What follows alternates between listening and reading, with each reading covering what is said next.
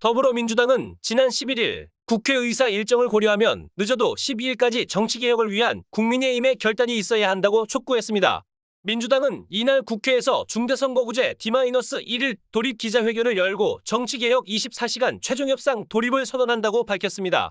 또 민주당은 오는 15일은 선거법 개정안을 처리해야 하는 마지노선이라며 결국 기초의회 양당 나눠먹기식 2인 선거구 폐지법 처리 시한의 끝에 다다르고 있다고 지적했습니다. 정치개혁특별위원회 여당 간사인 김영배 의원을 비롯한 민주당 김종민, 유정주, 이정문, 이탄희, 장경태 의원은 이날 오후 기자회견을 통해 다당제 정치개혁으로 나아가기 위해 협상할 수 있는 마지막 단 하루가 남아있다고 밝혔습니다.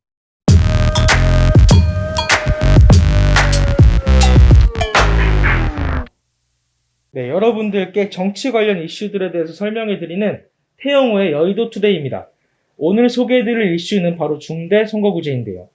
더불어민주당 의원들 74명이 지난 4일부터 기초의원 3인 이상 중대선거구제를 법으로 의무화하는 공직선거법 개정을 촉구하며 국회 농성에 들어갔습니다. 대통령 선거가 끝난 지 얼마 되지도 않았고 전국 동시지방선거도 2달 앞으로 다가온 현 시점에서 여야가 선거구 획정과 기초의원 정수를 두고 첨예하게 대립 중인데요. 의원님께 질문 드리겠습니다. 의원님께서는 현 이슈에 대해서 어떻게 보고 계십니까? 이자 중요한 질의하셨는데요. 네. 제가 역으로 나인지스에게 질의할게요. 나인지스는 중대선거구제에 대해서 어떻게 생각하세요? 저는 선거구 획정과 네. 의원 수가 왜 그렇게 중요한지 잘 모르겠습니다. 그 유권자들이 본인이 지지하는 후보에게 투표를 하면 해결되는 문제가 아닌가 네. 생각을 합니다. 그런데 사실 이거 우리가 들여다보면요 그렇게 간단하진 않아요. 왜냐하면 먼저 이 선거구제가 대단히 중요합니다. 우리가 흔히 그 선거구제에서 몇 명을 뽑는가 이게 대단히 중요한데 소선거구에서는 우리 국회의원들처럼 네. 대표 한 명을 선출하면 이거 소선거구제예요. 그런데 우리가 대표를 2명에서 4명까지 이렇게 선출하면 그거는 중선거구라고 하고 그 다음에 5명 이상 선출하면 이건 대선거구제라고 합니다. 그러니까 쉽게 말하면 중대선거구제는 해당 선거구에서 대표를 2명 이상 뽑으면 그런 선거제도를 중대선거구제라고 하는데 지금 현재 국회에서 논의되고 있는 이 문제는 모든 선거가 다 아니라 기초의원만 중대선거구제로 일단 6월 1일 전으로 개정하자 이거예요. 그러면 지금 우리나라 현재 기초의원 선거제는 네. 보통 한 선거구마다 2명 정도의 기초의원을 선출하니까 네. 중선거구제를 채택하고 볼 수 있다는 거죠. 그렇습니다. 그래서 우리는 중선거구제인데요. 보통 2명 또는 3명의 기초의원을 선출한다고 생각할 수 있습니다. 저희 지역과 같은 데는 기초의원 선거구가 가나 단데 네. 다에서는 의원을 3명 선출합니다. 3명. 예. 그런데 이상한 데도 있어요. 예. 기초의원 4명도 선거하는 데 있어요. 들어보셨어요? 4명까지도 뽑을 수가 있는 거죠. 그럼요. 경남 창원이나 거제, 양산 같은 데서는 기초의원을 4명까지 뽑습니다.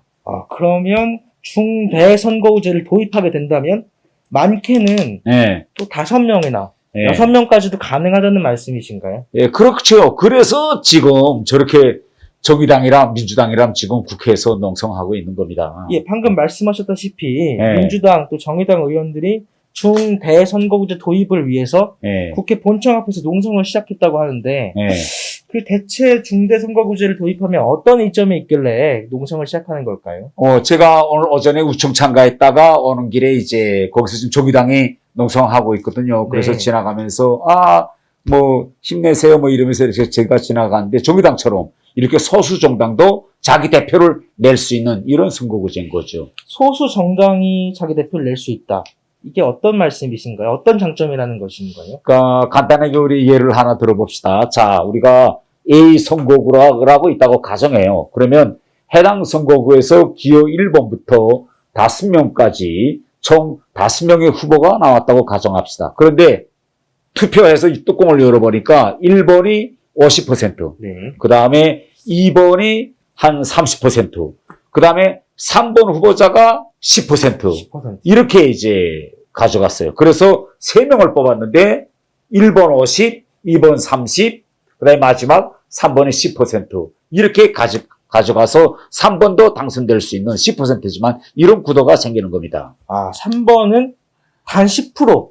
100명이면 10명의 표밖에 얻지 못했는데도 불구하고 당선이 된다는 말씀이신가요? 그렇죠. 그래서 지금 정의당이 저렇게 지금 농성투쟁하고 있는데 이렇게 지지도가 낮은 소수 정당이지만은 10% 받고도 자기 대표자를 낼 수 있기 때문에 네. 이렇게 양당 구조와는 다르게 다당제 구조로 기초단체 의회가 개편될 수 있습니다. 이렇게 되면 사회 각층을 대표하는 다양한 정당들이 정책 경쟁이 이루어지겠죠.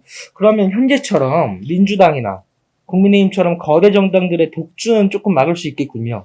예, 그렇습니다. 그리고 합의 정치를 강하게 하는 효과도 있는데요. 중대 선거구제를 도입하면 단점도 많아요. 단점이 예, 많습니다. 발생할 수 있는 그런 문제점도 많은데 나인재 씨 한번 가만히 생각해 보세요. 예. 어떤 문제들이 발생할 수 있을까요? 방금 전에 의원님께서 예시를 간단히 들어주셨는데요. 10%밖에 얻지 못한 후보도 당선이 된다. 그렇게 말씀을 하셨는데 과연 그렇게 낮은 득표율로 당선이 된 후보가 그 지역 주민들한테 대표성을 가지고 대표라고 할 수 있을지 그게 좀 의문입니다. 바로 그 점이에요. 자, 3명이 당선됐는데 한 사람은 50%, 네. 두 번째 사람은 30, 세 번째 사람은 10%인데도 동등한 의원인 겁니다. 그래서 과연 그렇게 한 사람이 10%밖에 얻은 사람이 대표성이 있느냐 없느냐 이런 논란에 휩싸일 수밖에 없는 거죠. 그러면 그렇게 적은 득표율로 당선될 수가 있으니까 네. 선거 때만 되면, 선거철만 네. 되면 갑자기 득도 보지도 못한 사람들이 자기 의원 하겠다고 나타날 수도 있다는 말씀이시죠. 바로 그 점입니다. 선거 때만 되면 보지도 못한 사람들은 물론 처음 보지도 못한 그런 정당들이 우죽순처럼 나타나서 군소 정당들이 난립하는 이런 상황도 생길 수 있는 겁니다. 예, 그게 군소 정당을 의회에 참가시키거나 또 소수 의견을 네. 대변하기 위한 목적으로 만든 법인데 예, 그럼 부작용이 발생하게 된다는 말씀이신 거네요. 예. 그 중대선거구제를 도입하게 되면 아무래도 의원 수가 늘어나는데 늘어나는 의원 수만큼 또 선거구 그 지역도 확대되는 거 아닌가요? 그러면 비용도 좀 많이 들 것 같은데요. 바로 그 점입니다. 저희 지역구 강남처럼 네. 도시 지역이면 뭐 본인이 발품을 팔아서 이제 다닐 수도 있겠는데 이렇게 선거구가 확장되면 결국은 지역 유권자들을 한번 만나보자고 해도 엄청난 넓은 지역을 커버해야 됩니다. 다행히 비용도 늘어날 수밖에 없는 이런 이제 그 일이 생길 거고 그 다음에요.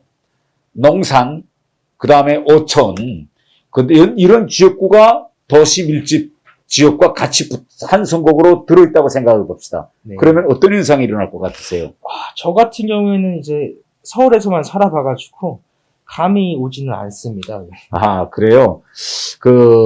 이렇게 돼 있어요. 지금 우리 대한민국은 많은 지금 젊은이들이 도시로 지금 계속 모여들고 있고, 네. 농산 오천의 인구는 지금 계속 줄어들게 되겠죠. 그런데 아까도 제가 말씀드렸지만은 중대 선거구제로 가면 소수정당들도 국회 기초의회에 진입할 수 있고 이렇게 되면 선거구 분포가 매우 기형적으로 이렇게 변하고 있고 이렇게 되면 한 선거구 안에서도 인구가 밀집해 있는 그런 도심 지역에서는 많이 후보자가 나올 수 있고 인구가 적은 농업이나 어업에 종사하는 그런 도시 외곽 지역에서는 어떻게 될까요? 적은 사람이 나올 수밖에 없거든요. 그렇기 때문에 사람들은 중대선거구제가 되면 이런 농어촌 지원, 이런 도시 외곽 지역 이런 데는 더욱 소외되는 그런 지역으로 되지 않을까 이런 의문점들을 당연히 제기하고 있는 겁니다. 결국에는 이 또한 기초의원들이 지역 주민들을 대변하는 데 장애가 발생한다는 말씀이시죠? 네, 바로 이 점입니다. 네. 알겠습니다. 의원님 덕분에 그 중대선거구제 도입에 대한 장단점에 대해서는 좀 알게 됐는데요. 네. 제 생각에는 이 도입 문제를 국회에서 결정을 할 때 단순히 이런 장단점만 비교하는 게 아니라 외국 사례도 좀 참고를 해봐야 된다고 생각하는 게 대한민국이 아시다시피 민주주의 역사가 길지가 않습니다.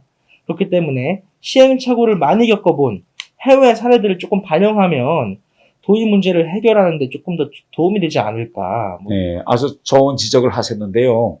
근데 이상하게 해외 사례를 보면 네. 뭐 민주주의 역사가 오래다고 해서 반드시 중대선거구제는 아니에요. 네. 네, 민주주의, 우회 민주주의 발상지라고 할 수 있는 영국 같은 것도 아직 소선거구제고 미국 삼권 분립을 만들어낸 미국도 결국은 소선거구제이거든요. 이렇게 되면 우리가 그래서 아무 나라는 민주주의 역사가 오래이기 때문에 당연히 중대선거구제일 것이다. 이건 아닙니다. 그럼 미국이나 영국 같은 나라들은 소선거구제를 채택하고 있다. 예. 그러면 최다 득표자 딱 한 명만 당선이 되는 거. 그렇죠. 이게 일반적 영어로 winner takes it all, 승자 독식인데, 승자 독식. 예, 거기 사람들은 제가 영국에서 외교관 생활했잖아요. 예, 거기 예. 사람들은 이렇게 이야기해요. 이거 양당 시스템이기 때문에 소선거구제이기 때문에 투표할 때 유권자가 네. 후보자는 잘 몰라요. 그러나 정당은 잘 알고 있는 거예요. 그래서 우리는 정당을 보고 이 후보를 찍었는데 이를 잘 못해. 그러면 책임 소재가 분명하기 때문에 그 정당을 추궁할 수 있는 거예요. 그래서 이 사람들은 이 소선거구제, 승자 독식, winner takes it all, 이 시스템이 오히려 좋다. 이렇게도 이야기하고 있습니다. 책임 소재가 확실하기 그렇죠. 때문에 예. 선거로 또 국민들이 심판을 할 수가 있겠군요. 예. 그렇다면 지금 논점이 되고 있는 거는 중대선거구제인데 대선거구제, 중대선거구제 중에서도 대선거구제를 채택하고 있는 나라는 없을까요?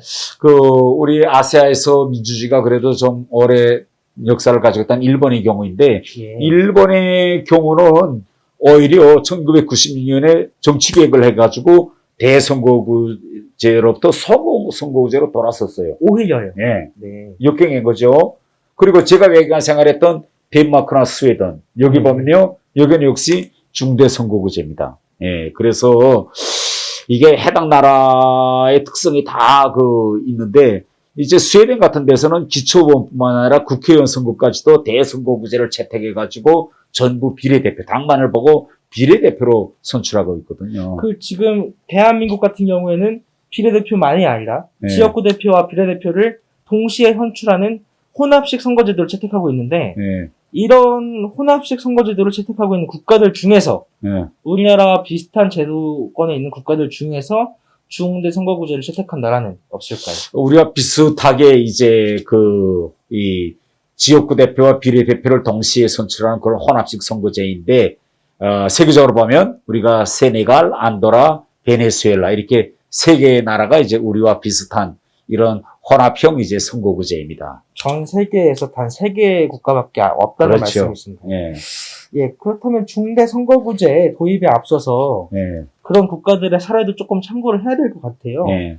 국회의원님들께서 이런 국민들의 의견과 또 해외 사례들을 좀 반영을 많이 해가지고 문제를 좀 신중하게 결정해 주시면 예. 지금 국민들의 걱정도 조금 줄어들게 되고 예. 지방선거가 조금 더 유연하게 잘 치러질 수 있지 않을까 이런 생각을 하게 됩니다. 예. 태영호의 여의도 투데이는 현재 이슈가 되고 있는 정치 현안들을 여러분들께 쉽고 간단하게 설명드리는 코너입니다.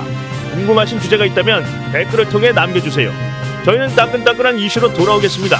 좋아요, 구독, 알림 설정까지 부탁드려요.